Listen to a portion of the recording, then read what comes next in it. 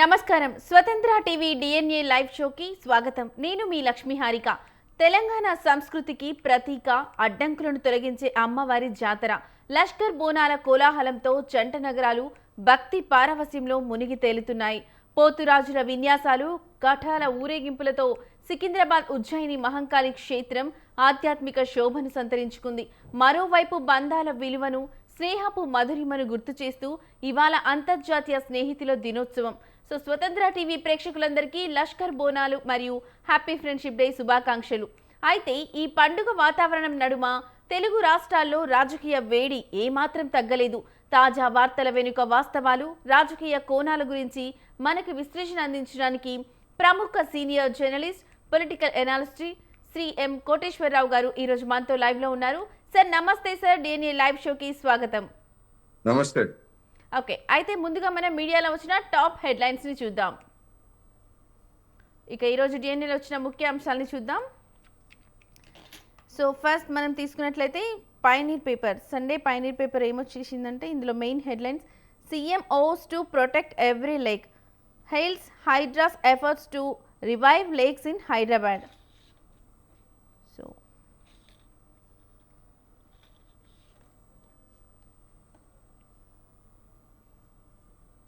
So Kang built project still standing strong, assets mean uttam. Okay. ఇక్కడ చూసుకున్నట్లయితే మనం Telangana chief minister A Revanth Reddy on Saturday said the state's per capita income for 2025 to 26 was 4,18,931 as against 3,80,031 the previous year. The per capita income grew by rupees 38,900 in a single year, which accounts for 10.23%. Okay, so and safeguarding lakes does not mean just protecting water bodies, it also means securing the future of the coming generations. We will move ahead by protecting every lake and safeguarding every inch of public property, he said. Okay, next మనం చూసుకున్నట్లయితే Modi to launch campaign against drug abuse today. So next headline వచ్చేసి Trump threatens more strikes on Iran, tensions from Hormuz to Kuwait, Gaza lead to more warnings. So next మనం చూసుకున్నట్లయితే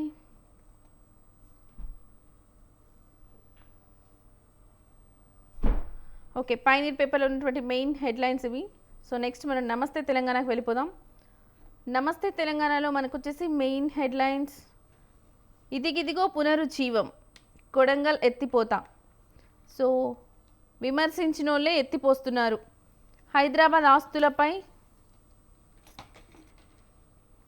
నిషేధ పడగ, కొడంగల్ ఎత్తిపోతా, కోట్లు మేత.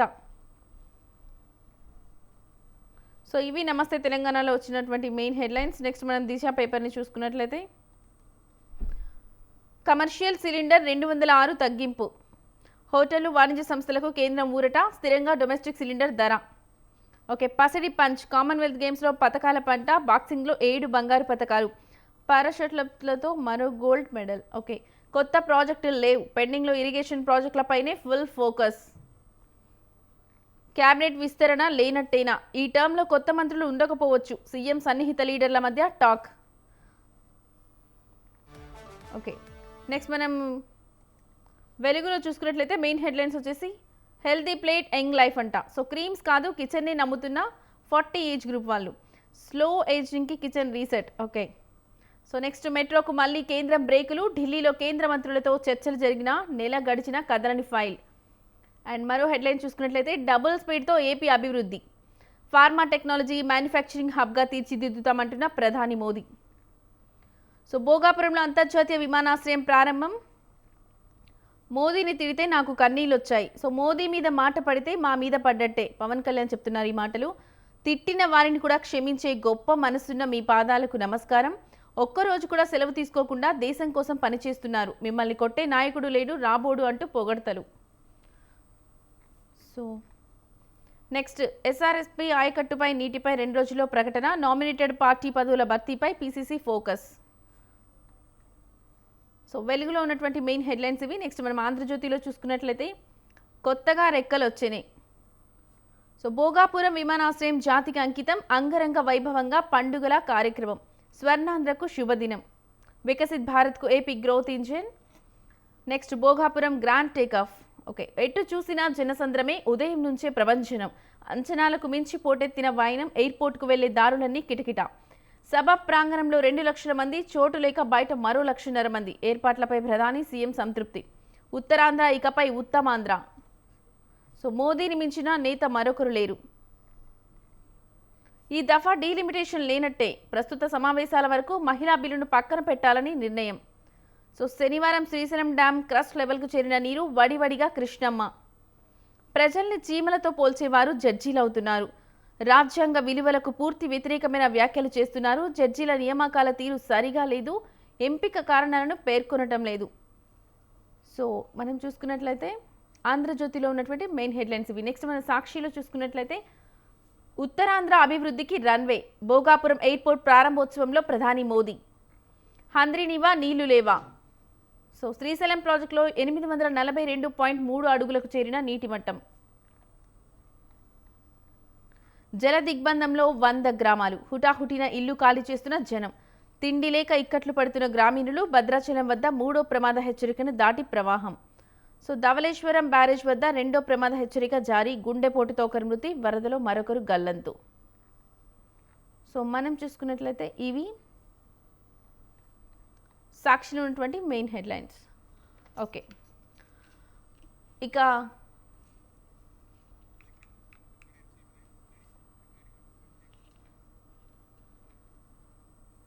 ఈరోజు డిఎన్ఏలో ముఖ్యాంశాలు చూద్దాం.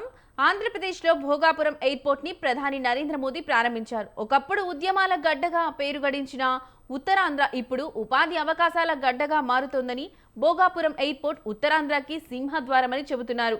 ఈ అంశాల గురించి ఎనాలిస్ట్ కోటేశ్వరరావు గారి అభిప్రాయాలు తెలుసుకుందాం. సార్ కోటేశ్వరరావు గారు చెప్పండి, ఉత్తరాంధ్ర అభివృద్ధికి భోగాపురం ఎయిర్పోర్ట్ ఒక గేట్వే అని ప్రధాని అన్నారు. సో భోగాపురం ఎయిర్పోర్ట్ వల్ల ఉత్తరాంధ్రకి నిజంగానే లాభం ఉంటుందంటారా? తారిక్ గారు, ప్రపంచంలో అనేక దేశాల్లో లేదా మన దేశంలో అనేక రాష్ట్రాల్లో ఎయిర్పోర్ట్లని చేశారు. నరేంద్ర మోడీ గారే క్లెయిమ్ చేసుకున్నట్టుగా గతంలో అంటే తాను అధికారానికి రాకముందు 70+ ఉంటే ఇప్పుడు 150-170 వరకు నేను విస్తరించానని చెప్పేసి ఆయన చెప్పుకున్నారు. విమానాశ్రయాలు అనేటువంటివి ధనికులుగా ఉన్నటువంటి వాళ్ళకి లేదా బిజినెస్ పర్సన్స్కి లాజిస్టిక్స్ అంటే సరుకు రవాణా కావచ్చు లేదా ప్రయాణాలకి ఫెసిలిటేట్ చేసేవి తప్ప ఉపాధిని కల్పిస్తాయి అనేటువంటిది ప్రపంచంలో ఎక్కడా చెప్పలేదు, మన దేశంలో కూడా అలాంటిది లేదు.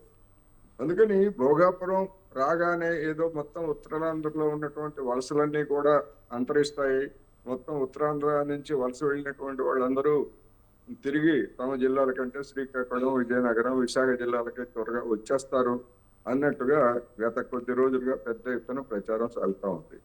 అదే అనుకున్నట్లయితే ఆల్రెడీ విశాఖపట్నంలో ఉన్నటువంటి విమానాశ్రయం మూతపడుతుంది.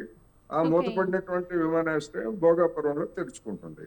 మరి విశాఖలో లేనటువంటి ఉపాధి భోగాపురంలో ఎట్లా వస్తుంది అనేటువంటిది మన చెప్పేటువంటి వాళ్ళకే తెలియాలి. రెండోది, దీని గురించి పెద్ద ఎత్తున ఇప్పుడు ప్రస్తుతం మన హైదరాబాద్ విమానాశ్రయం 3 కోట్ల మంది, సంవత్సరానికి 3 కోట్ల మంది ప్రయాణికులు ఉంటే విశాఖపట్నంలో 30 లక్షల మందే ఉన్నారు. అందువలన ఏ విధంగా చూసుకున్నప్పటికీ కంపారిటివ్ గా అభివృద్ధి చెందాల్సిందే, భోగాపురం పెట్టాల్సిందే, దాన్ని ఎవరు కాదంటలా. కానీ దాంతో ఏదో లక్షలాది మందికి ఉపాధి వస్తుంది లేకపోతే వలసలన్నీ తగ్గిపోతాయి అని చెప్పడం అనేటువంటిది ఒక అద్భుత కల్పన. రెండోది, ప్రధానమంత్రి గారు వచ్చి ప్రారంభోత్సవం చేసినంత మాత్రాన రాష్ట్రానికి ఏవో నిధులు వస్తాయి అనేటువంటి ఒక ప్రచారం కూడా సాగింది. అదే కనుక అయితే మరి వారానికి ఒకసారి ప్రధానమంత్రి గారిని ఏదో ఒక ప్రాజెక్టుకో లేకపోతే శంకుస్థాపనకో లేకపోతే ప్రారంభోత్సవానికో పిలిపిస్తే ఇంకా నిధులు వస్తాయి కదా. అందుకని అది కూడా సరైనటువంటి వాదన కాదు. అందుకని ఏ విధంగా చూసినప్పటికీ ఒక ఫెసిలిటీ ఏర్పడింది, దాన్ని ఎట్లా వినియోగించుకుంటారనేటువంటిది ఒకటైతే, ఇంకా ఈ భోగాపురం విమానాశ్రయానికి సంబంధించినటువంటి అసలైనటువంటి విషయం ఏంటంటే, మన దేశంలో ఉన్నటువంటి ఏ విమానాశ్రయంలోనూ లేనటువంటి యూజర్ ఫీజెస్, ఓకే. వినియోగదారుల ఛార్జీలు. ఓకే. విమానం ఎక్కాలంటే భోగాపురం నుంచి ప్రతి హ్మ్. ప్రయాణికుడు డొమెస్టిక్ ₹835 ₹55 చెల్లించాలి. ఇంటర్నేషనల్ అయితే 1250 చిల్లర. ఓకే. అదే దిగేందుకు కూడా ప్రతి ప్రయాణికుడు ఇతర వాటి నుంచి దిగేందుకు కూడా ₹350 చెల్లించాలి. ఓకే. ఈ ఖ్యాతి మాది, భోగాపురం విమానాశ్రయాన్ని నిర్మించిన ఖ్యాతి మాది అని చెప్పేసి తెలుగుదేశం పార్టీ, వైసీపీ వాళ్ళిద్దరు కూడా క్లెయిమ్ చేసుకుంటున్నారు. Okay, okay. ఎవరి ఖాతాలు వాళ్ళు వేసుకుంటారు.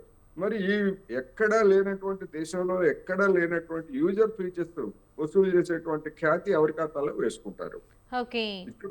ఇక్కడ గమనించాల్సింది ఏంటంటే ఆ యూజర్ ఫీచర్స్ అన్ని కూడా ఎవరికి వస్తాయి అంటే దాన్ని నిర్మించినటువంటి జిఎంఆర్ కంపెనీకి లాభాల పంట పండుతుంది.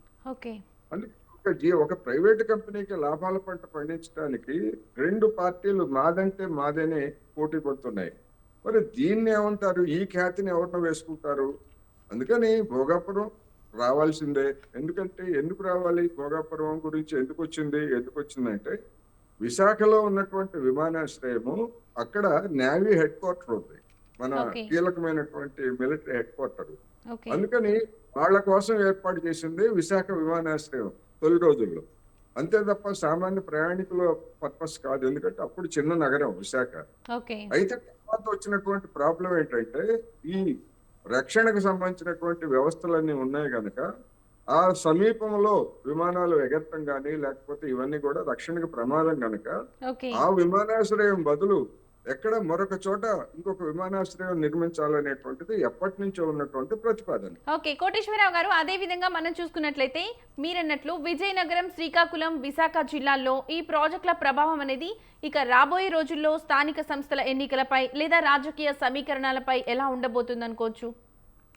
అది ఒక ప్రచారాస్త్రంగా, ఇప్పటికే దాన్ని ఒక ప్రచారాస్త్రంగా రెండు పార్టీలు మార్చుకున్నాయి. మా హయాంలో అది ఏమి పురుడు పోసుకుందంటే ఒకళ్ళు మా హయాంలో నిర్మాణం అయింది, లేదా మా హయాంలో ప్రారంభోత్సవం అయింది, ఈ విధంగా క్లెయిమ్ చేసుకుంటున్నారు రెండు పార్టీలు కూడా, వైసీపీ, తెలుగుదేశం పార్టీ. అందుకని దాన్ని అక్కడ ప్రచారం చేసుకోవడానికి ఒక ఉత్తరాంధ్రే కాదు, మొత్తం ఆంధ్రప్రదేశ్ అంతటా కూడా చంద్రబాబు నాయుడు గారు కావచ్చు, లేకపోతే జగన్మోహన్ రెడ్డి గారు కావచ్చు. గతంలో కూడా చూసాం మనం, అమరావతిని ఏపీకి రెండు కళ్ళు ఏమిటంటే ఒకరు అమరావతి అని చెప్పేసి చంద్రబాబు నాయుడు గారు చెప్పారు, రెండోది పోలవరం అని చెప్పారు. మరి ఇప్పుడు భోగాపురాన్ని మూడో కన్ను చెప్తారా? ఏం చెప్తారు? ఎట్లా ప్రచారం చేసుకుంటారు అనేది మనం చూడాలి. అందుకని ఒక విమానాశ్రయం వచ్చినంత మాత్రాన అలా అనుకునేట్లయితే మరి విశాఖపట్నంలో ఉన్నటువంటి స్టీల్ ప్లాంట్ లో 10,000 ఉద్యోగాలు పోయినాయి. క్యాజువల్ లేబర్స్ గా ఉన్నటువంటి వాళ్ళని తీస్తారు. అదేవిధంగా పర్మనెంట్ గా ఉన్నటువంటి వాళ్ళు రిటైర్ అయినప్పుడు వాళ్ళ ఖాళీలను భర్తీ చేయడం లేదు. ఈ విధంగా 10,000 ఉద్యోగాలు పోయినాయి. మరి ఆ 10,000 ఉద్యోగాలు పోయిన దాని గురించి చంద్రబాబు నాయుడు గారు కానీ, లేకపోతే పవన్ కళ్యాణ్ గారు కానీ, లోకేష్ కానీ, లేకపోతే మన జగన్మోహన్ రెడ్డి గారు, వాళ్ళు ఎక్కడ మాట్లాడరు. వచ్చేటువంటి విమానాశ్రయంతో ఒక 1000 మందికో 1,500 మందికో ఉద్యోగాలు వస్తాయి. ఆ మేరకు విశాఖపట్నంలో ఉద్యోగాలు పోతాయి. అందుకని ఇవన్నీ వీటన్నిటిని మనం సమతుల్యంగా పరిశీలించాలనేది ఈ సందర్భంగా నేను చెప్పవచ్చు. ఓకే, అదే విధంగా మనం చూసుకున్నట్లయితే కోటేశ్వరరావు గారు, సో భోగాపురం ఎయిర్పోర్ట్ చుట్టూ రియల్ ఎస్టేట్, ఇంకా ఫార్మా, ఐటీ రంగాలు కూడా అభివృద్ధి చెందుతాయని అంటున్నారు. సో ఈ ఆర్థిక వృద్ధి రాజకీయంగా లేదా అధికార పార్టీకి మైలేజ్ ఇస్తుందా, లేక స్థానిక భూసేకరణ వివాదాలు ఏమైనా నెగటివ్ ఇంపాక్ట్ చూపిస్తాయంటారా? ఇప్పుడు హైదరాబాద్, శంషాబాద్ లో విమానాశ్రయం అనేటువంటిది మన దేశంలో ఉన్నటువంటి విమానాశ్రయాల్లో అతిపెద్దది. ఏది విస్తీర్ణం రీత్యా 5,500 ఎకరాల్లో ఇక్కడ శంషాబాద్ విమానాశ్రయాన్ని ఏర్పాటు చేశారు. ఇక్కడ 4 కోట్ల మంది ప్రయాణికులకి ప్రస్తుతం 3 కోట్ల మంది ప్రయాణిస్తున్నారు. మరి విశాఖలో మొత్తం ఇప్పటి వరకు ఏడాదికి 30 లక్షల మంది. అటువంటి దానికి చంద్రబాబు నాయుడు సర్కారు రియల్ ఎస్టేట్ పర్పస్ తోటి హైప్ చేయడానికి 15,000 ఎకరాలు కావాలి భోగాపురం విమానాశ్రయానికి అని చెప్పేసి ప్రతిపాదించారు. మరి హైదరాబాద్ విమానాశ్రయానికి 5,500 1-2 దశలకు అవసరమైనప్పుడు భోగాపురంలో 30 లక్షల మంది ప్రయాణించేటువంటి వాళ్ళు చెప్తున్నట్టుగానే ఇది 60 లక్షల వరకు పెరుగుతుంది. ఎప్పుడు పెరుగుతుంది అంటే 4 ఏళ్ళు పట్టొచ్చు, 5 ఏళ్ళు, 10 ఏళ్ళు పట్టొచ్చు. మరి అంతదానికి 15,000 ఎకరాలు ఎందుకు అనేటువంటి ప్రశ్న వస్తుంది. అందుకని మీరు చెప్పినట్టుగా రియల్ ఎస్టేట్ కోణం కూడా ఉంది. కొంతమంది లాభపడతారు, కొనుక్కున్నటువంటి వాళ్ళు నష్టపడతారు. ఓకే. సరే, అదే విధంగా మనం మరొక అంశం చూసుకున్నట్లయితే తెలంగాణలో భూ రికార్డుల ప్రక్షాళన కోసం కాంగ్రెస్ ప్రభుత్వం పాత ధోరణి పోర్టల్ స్థానంలో భూభారతి పోర్టల్ని తీసుకొచ్చింది. సో ఇందులో సాంకేతిక లోపాలు తలెత్తడం, రైతులు ఇబ్బందులు పడటం నిజమేనని తాజా నివేదికలు స్పష్టం చేస్తున్నాయి. సో మనం అలా చూసుకున్నట్లయితే ఎన్నికల ముందు ధరణిని బంగాళాఖాతంలో వేస్తాం, రైతుల కష్టాలు తీరుస్తామని కాంగ్రెస్ హామీ ఇచ్చింది. కానీ ఇప్పుడు తెచ్చిన భూభారతిలో కూడా అవే లోపాలు, అవే క్యూ లైన్లు కనిపిస్తున్నాయి. సో పేరు మార్చడం తప్ప కాంగ్రెస్ ప్రభుత్వం గ్రౌండ్ లెవెల్లో సాధించిన మార్పు ఏంటంటారు? తెలంగాణలో భూ సమస్య, భూ యాజమాన్య సమస్య లేదా అనుభవదారుల సమస్య దేశంలో మిగతా ప్రాంతాలతో పోలిస్తే ఇక్కడ చాలా సంక్లిష్టమైనటువంటిది, భిన్నమైనటువంటిది. ఎందుకంటే నిజాం నవాబు కాలంలో జాగీర్దారులు లేకపోతే దేశముఖులు వీళ్ళందరూ కూడా వేలు లక్షల ఎకరాలు భూముల్ని కబ్జా చేశారు. చేసుకున్న దాన్ని తెలంగాణ సాయుధ పోరాటం సందర్భంగా జనం అంతా వాటిని స్వాధీనం చేసుకున్నారు. ఓకే. ఆ స్వాధీనం చేసుకొని గడిచినటువంటి 70 సంవత్సరాలుగా అనుభవిస్తున్నారు. కానీ ఓకే. చట్ట ప్రకారం వాళ్ళ పేరుతోటి భూ యాజమాన్య హక్కులు బదిలీ కాలేదు. అందుకని గతంలో గ్రామాల నుంచి పారిపోయినటువంటి అనేక మంది ఈ వాళ్ళ వారసులు వచ్చి ఈ భూములన్నీ మావే, ఇవి మా పేరుతోనే ఉన్నాయి అని చెప్పేసి డిస్ప్యూట్ చేస్తున్నారు. అదొక ఓకే. పెద్ద వివాదం. అందుకని ఇట్లాంటి వివాదాలన్నింటి మీద ఏ ప్రభుత్వం అయినా, అది బీఆర్ఎస్ అయినా కాంగ్రెస్ అయినా అంతకు ముందు ఉన్నటువంటి తెలుగుదేశం పార్టీ అయినా కానీ వాటి మూలాల్లోకి వెళ్ళి వాటిని ఒక పరిష్కారం చేయాలనేటువంటి ఉద్దేశంతో అవి వ్యవహరించలేదు. ఎందుకంటే అది చాలా సంక్లిష్టమైనటువంటిది. ఓకే. ఈ నేపథ్యంలోనే టిఆర్ఎస్ ప్రభుత్వం తీసుకొచ్చినటువంటి ధరణిలో, ఎందుకంటే ధరణి అయినా లేకపోతే భూభారత్ అయినా లేదా మరొక పేరు పెట్టినా గానీ ఆ కంప్యూటర్లకి లేదా ఆ ప్రోగ్రామ్కి మనం ఏది ఫీడ్ చేస్తే అదే మనకి తిరిగి ఇస్తుంది తప్ప అది ఓకే. కొత్తగా క్రియేట్ చేయలేదు. యజమాన్యాలకు సంబంధించినటువంటి హక్కులు లేకపోతే ఎవరు యజమానులు, ఎవరు అనుభవదారులు, ఎవరు కౌలుదారులు అనేటువంటిది అది చేయలేదు, మనం ఇచ్చేటువంటిదే. అందుకని మనం ఇచ్చినటువంటి సమాచారమే తప్పులు తడగ్గా ఉన్నప్పుడు మనం దాని నుంచి తీసుకునేటువంటిది కూడా తప్పులు తడగ్గానే ఉంటది.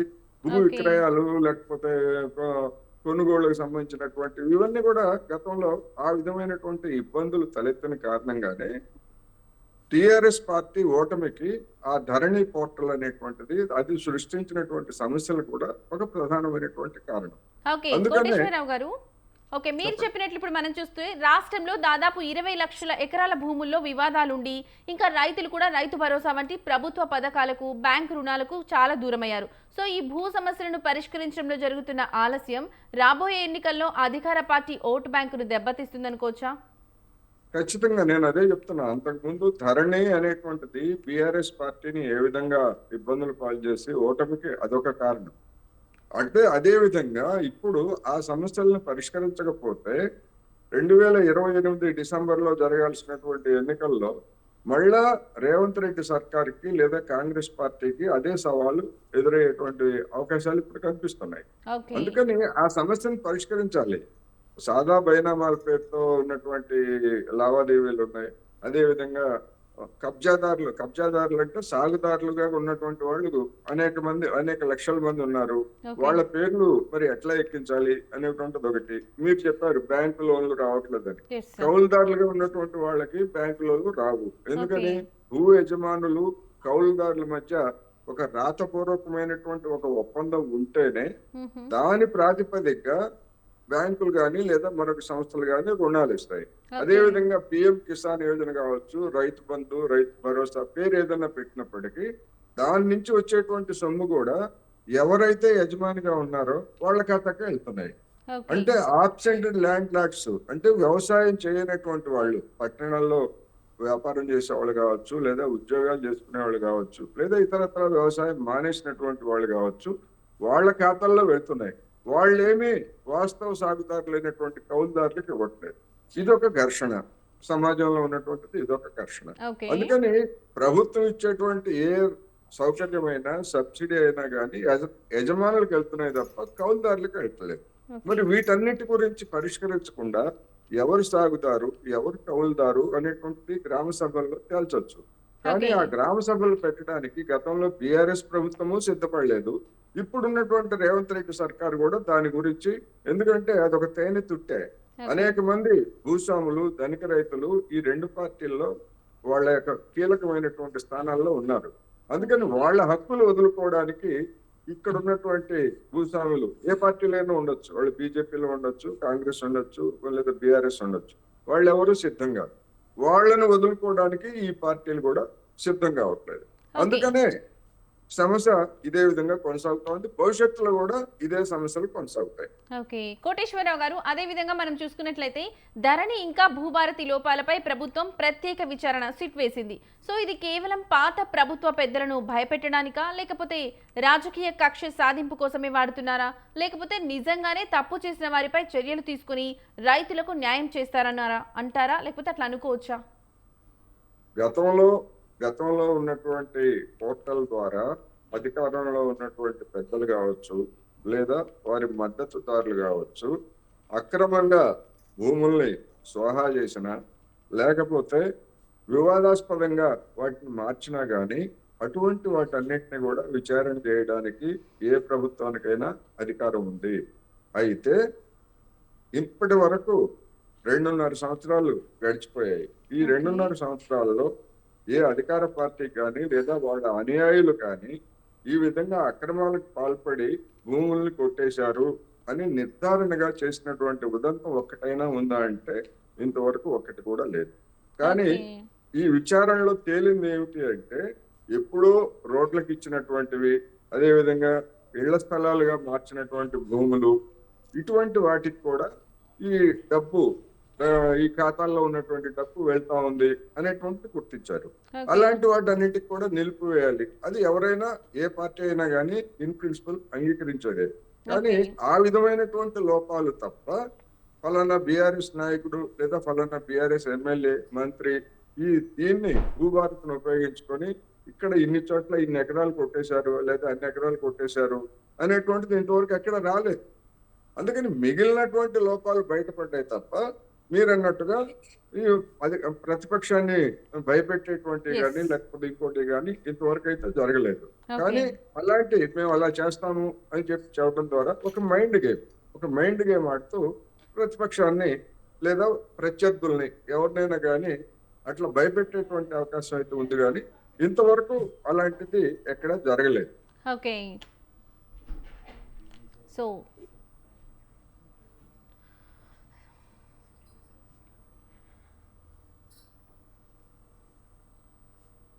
రెండు రాష్ట్రాల్లో మారుతున్న రాజకీయ సమీకరణాలు, క్షేత్రస్థాయిలో ప్రజలు ఎదుర్కొంటున్న భూ సమస్యల లోతుపాట్లను, వాటి వెనుక ఉన్న రాజకీయ వ్యూహాలను చాలా స్పష్టంగా, విశ్లేషణాత్మకంగా మా ప్రేక్షకులకు వివరించినందుకు సీనియర్ జర్నలిస్ట్ ఎం కోటేశ్వరరావు గారికి ధన్యవాదాలు. Thank you sir. Okay, so ఈ రోజు లక్షర్ బోనాల సంబరాలను ఆస్వాదిస్తూనే మీ స్నేహితులతో ఈ ఫ్రెండ్షిప్ డేని సంతోషంగా గడపండి. తాజా రాజకీయ అప్డేట్స్ కోసం చూస్తూనే ఉండండి స్వతంత్ర టీవీ.